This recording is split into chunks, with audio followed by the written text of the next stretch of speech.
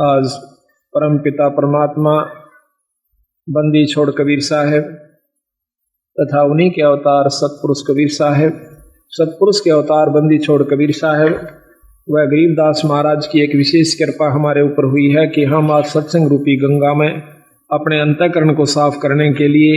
आत्मा कल्याण के लिए कुछ समय इस संसारी कार्य से निकाल करके आज सतगुरु की शरण में सतगुरु के चरणाम आए हैं। इस बात का प्रमाण सब जगह मिलता है कि बड़े भाग से मनुष्य जन्म प्राप्त होता है और उससे भी वह दिन हमारा बहुत ही भाग्य का होगा। अच्छे हमारे शुभ संस्कार होंगे जिस दिन हम सत्संग में आकर के परमात्मा की चर्चा सुनते हैं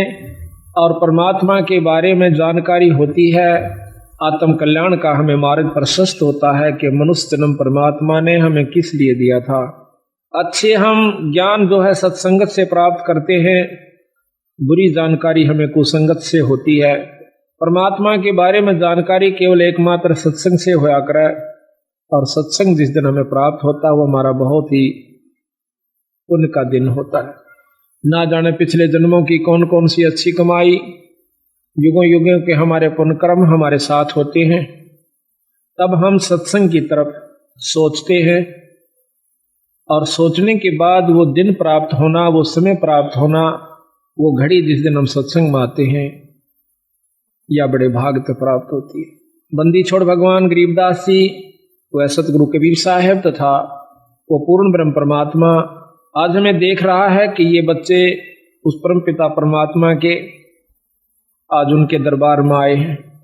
उनको इतना भी ज्ञान है कि कौन भक्त आए हैं कौन नहीं आए हैं,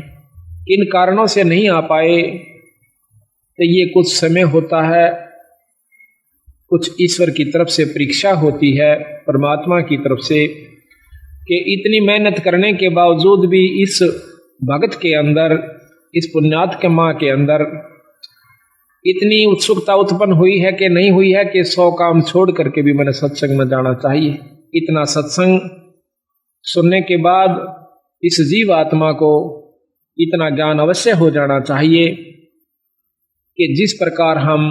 अपने पेट भरण के लिए, अपनी रोजी रोटी के लिए,